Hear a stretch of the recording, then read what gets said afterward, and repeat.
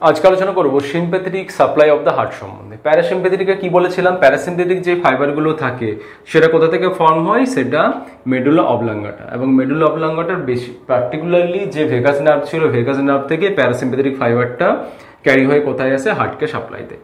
তাহলে সিম্প্যাথেটিকের ক্ষেত্রে যদি আমরা দেখি, সিম্প্যাথেটিক ফাইবারগুলো অরিজিনেট করে যে স্পাইনাল কোড সেগমেন্ট রয়েছে সেখান থেকে।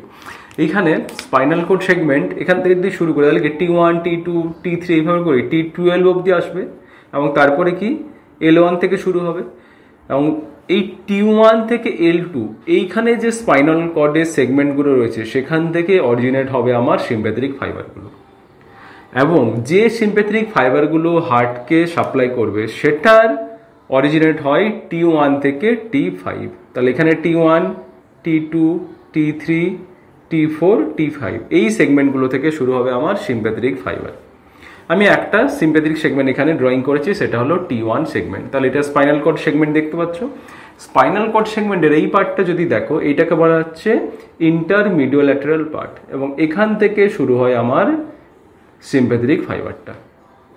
তাহলে T1 থেকে শুরু হয়েছে, তাহলে কি T2 থেকে একই হবে, T2 T3 T4 এবং T5।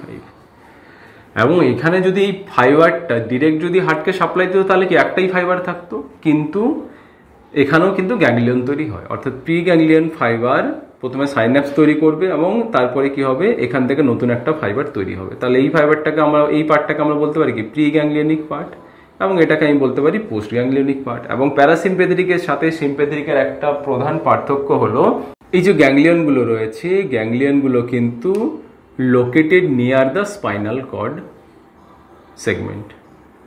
তাহলে কি হবে, প্রি গ্যাংলিয়নিক ফাইবার শর্ট হবে এবং পোস্ট গ্যাংলিয়নিক ফাইবার লং হবে। প্রি গ্যাংলিয়নিক ফাইবার শর্ট হবে এবং তার সাথে এটা হয় মাইলিনেটেড, এবং পোস্ট গ্যাংলিয়নিক ফাইবার হয় আনমাইলিনেটেড। তাহলে আমরা যদি দেখি প্রি গ্যাংলিয়নিক ফাইবার এখানে সে কোন কোন গ্যাংলিয়ন তৈরি করে, এখানে মেনলি তিনটে গ্যাংলিয়ন তৈরি করে। একটা হচ্ছে সুপিরিয়র, মিডিল এবং ইনফেরিয়র সার্ভাইকাল গ্যাংলিয়ন, এবং এই গ্যাংলিয়ন থেকে পোস্ট গ্যাংলিয়নিক ফাইবার তৈরি হবে। এবং তাহলে এখানে আমরা একবার জেনে নিই যে কোন কোন নিউরোট্রান্সমিটার তাহলে রিলিজ হয়। প্রি গ্যাংলিয়নিক ফাইবার এন্ড থেকে রিলিজ হবে acetylcholine, it will act on the N2 nicotinic receptor, এবং post ganglionic fibre now will release norepinephrine or noradrenaline and it will now act on the adrenergic receptor. তাহলে sympathetic যদি আমরা stimulation দিই কি হয়, heart rate বেড়ে যায়, এবং হার্ট রেট বেড়ে যাওয়াটাকে কি বলা হয়, পজিটিভ ক্রোনোট্রফিক এফেক্ট। সিম্প্যাথেটিক স্টিমুলেশন দিলে আমরা এটাও জেনেছিলাম কি হয়, ফোর্স অফ কন্ট্রাকশন বেড়ে যায়। ফোর্স অফ কন্ট্রাকশন বাড়লে কি হয়, এক একটা বিটে স্ট্রোক ভলিউমটা বেড়ে যাবে, স্ট্রোক ভলিউম বাড়লে কার্ডিয়াক আউটপুট বাড়ে। তাহলে এই যে ফোর্স অফ কন্ট্রাকশনটা বেড়ে গেলে এটাকে কি বলে, positive ionotropic effect. Sympathetic stimulation দিলে এক্সাইটেবিলিটি বেড়ে যায়, এটাকে বলা হয় পজিটিভ বাথমোট্রফিক এফেক্ট, এবং sympathetic stimulation also increase the conductivity, এটাকে বলা হয় পজিটিভ ড্রোমোট্রফিক এফেক্ট। তাহলে এই যে নামগুলো বললাম, তাহলে এই যে টার্মগুলো বললাম, এই টার্মগুলো অবশ্যই তোমাদের মনে রাখবে।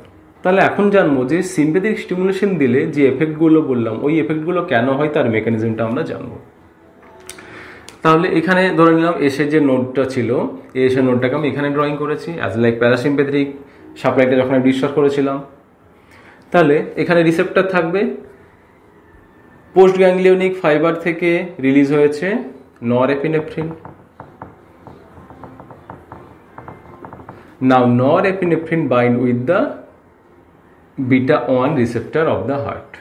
After binding with the beta-1 receptor, it increase the cyclic AMP production. এখানে সাইক্লিক এমপি রয়েছে, এবং সাইক্লিক এমপির কাজ কি ছিল, এখানে আমরা জেনেছিলাম এই যে T type of calcium channel ছিল তার ওপেনিংটাকে বাড়িয়ে দেবে। তাহলে কি হবে, টি টাইপ ক্যালসিয়াম চ্যানেল থেকে ক্যালসিয়াম ইনফ্লাক্স হবে। কোন ফেজে ক্যালসিয়াম ইনফ্লাক্স হবে, ফেজ নম্বর 4-এ, যেখানে পেসমেকার পোটেনশিয়াল জেনারেটেড হচ্ছিল, অর্থাৎ -60 থেকে -40 বা ফায়ারিং পোটেনশিয়াল ডেভেলপ হচ্ছিল। তাহলে এখানে যদি ক্যালসিয়াম মোর কুইকলি বা মোর র্যাপিডলি যদি ক্যালসিয়ামের এন্ট্রি হয় তাহলে কি হবে, এই যে ফেজটা ছিল এই ফেজটা কি হবে, বা এই যে স্লপটা ছিল স্লপটা কি যাবে, স্টিফ হয়ে যাবে, মোর স্টিফ। এবং মোর যদি স্টিফ হয়ে যায় তারপরে কি হবে, আবার ডিপোলারাইজেশন এবং রিপোলারাইজেশন ফেজ শুরু হবে। নেক্সট আবার একই ক্যালসিয়াম যদি এন্ট্রি নেয়, ফেজটা স্টিফ হয়ে যাবে, স্লপটা স্টিপ হয়ে যাবে এবং নেক্সট আবার ডিপোলারাইজেশন শুরু হবে। অর্থাৎ আমরা যদি দেখি তাহলে হার্ট রেট কিন্তু ইনক্রিজ করবে। এটা গেল অ্যাড্রিনালিনের ফার্স্ট মেকানিজম, কীভাবে হার্ট রেট ইনক্রিজ করে, কার উপর অ্যাক্ট করে সেটা আমরা জানলাম। তাহলে এই ক্যালসিয়ামের এন্ট্রি যদি হয়, বিশেষ করে অ্যাট্রিয়াম এবং ভেন্ট্রিকুলার মাসেলের ক্ষেত্রে সাইটোসোলিক ক্যালসিয়াম কনসেন্ট্রেশন বেশি থাকবে, এবং সাইটোসোলিক ক্যালসিয়াম কনসেন্ট্রেশন বেশি থাকা মানে কি হবে, কার্ডিয়াক কন্ট্রাক্টিলিটি বেশি হবে বা ফোর্স অফ কন্ট্রাকশনটা বাড়বে। তাহলে দুটো মেকানিজম আমরা জানলাম। থার্ড মেকানিজম যেটা হয়, sympathetic nerve also supply the AV node. AV নোডে কী হয়, এভি নোডাল ডিলে হয়, আমি বলেছিলাম। তাহলে এভি নোডাল যে ডিলেটা হয় সেটাকে শর্টনিং করে দেয়। তাহলে শর্টনিং যদি হয় তাহলে কি হয়, এসএ নোডে ইম্পালস জেনারেটেড হলো, ইম্পালসটা এভি নোডে আসার পরে ডিলে যদি না হয় তাহলে কি হবে, খুব কুইকলি ওই ইম্পালসটা ভেন্ট্রিকলে স্প্রেড করবে, তার মানে হার্ট রেটটা ইনক্রিজ করে যাবে। অর্থাৎ sympathetic stimulation also increase the conduction velocity.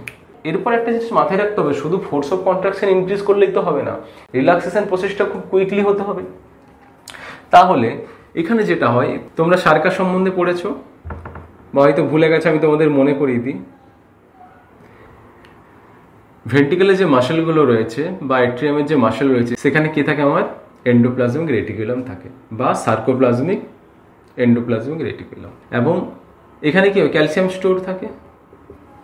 Calcium বাইরে থেকে সেলের ভেতরে এসেছে, ফোর্স অফ কন্ট্রাকশন বেড়েছে, এবং তারপরে কি হয়, এখানে যে ক্যালসিয়ামটা থাকে সেই ক্যালসিয়ামটা আবার কি হয়, রিআপটেক হয়ে যায়। অ্যান্ড এই রিআপটেকটা কোন চ্যানেল দিয়ে হয়, সার্কোপ্লাজমিক এন্ডোপ্লাজমিক রেটিকুলাম ক্যালসিয়াম এটিপিএইচ, বা সেটাকে বলা হচ্ছে সার্কার। অর্থাৎ সার্কার যদি অ্যাক্টিভিটি বেশি হয় তাহলে কি হবে, ক্যালসিয়াম মোর কুইকলি এখানে এন্ট্রি নেবে, তার মানে কি সাইটোপ্লাজমিক ক্যালসিয়ামের কনসেন্ট্রেশন কমে যাবে, রিল্যাক্সেশনটা খুব কুইক হবে। কিন্তু এই সার্কারটাকে কন্ট্রোল করে এখানে একটা সাবস্টেন্স থাকে, তার নাম হচ্ছে ফসফোলাম্বান। ফসফোলাম্বান ইনহিবিট দ্য সার্কার। অর্থাৎ ফসফোলাম্বানের অ্যামাউন্ট যদি বেশি থাকে, সার্কার অ্যাক্টিভিটিটা কমে যাবে, তাহলে কি হবে, সাইটোসোলিক ক্যালসিয়ামের কনসেন্ট্রেশন বেড়ে যাবে, রিল্যাক্সেশনটা স্লো হয়ে যাবে। সিম্প্যাথেটিক স্টিমুলেশন কি করে, এই যে ফসফোলাম্বান ছিল, ফসফোলাম্বানটা ফসফোরাইলেশন করে দেবে। অর্থাৎ ফসফোলাম্বানের অ্যামাউন্ট এখন কম হয়ে যাবে, তাহলে কি হবে, সার্কাকে আর ইনহিবিশন করতে পারবে না, সো সার্কার অ্যাক্টিভিটি বেড়ে যাবে। সার্কার যদি অ্যাক্টিভিটি বেড়ে যায় তাহলে কি হবে, এখানের ক্যালসিয়াম ইজিলি রিঅ্যাপটেক হয়ে যাবে, সো ক্যালসিয়ামের কনসেন্ট্রেশন কমবে। ক্যালসিয়ামের কনসেন্ট্রেশন কমলে কি হবে, রিল্যাক্সেশনটা খুব কুইকলি হবে। অর্থাৎ সিম্প্যাথেটিক স্টিমুলেশন দিলে ক্যালসিয়াম যখন এন্ট্রি হলো কুইকলি, কন্ট্রাকশন যেমন কুইকলি হলো, রিল্যাক্সেশনটাও কিন্তু খুব কুইকলি হচ্ছে, অর্থাৎ ফোর্স অফ কন্ট্রাকশনটা কিন্তু বাড়বে। তাহলে আমরা জানলাম সিম্প্যাথেটিক স্টিমুলেশনের মাধ্যমে কোন মেকানিজমের দ্বারা কিভাবে আমার এই এফেক্টগুলো দেখা দেয়। নেক্সট ক্লাসে আমরা ব্যারোরিসেপ্টর সম্বন্ধে আলোচনা করব। ওকে, চলো, থ্যাংক ইউ।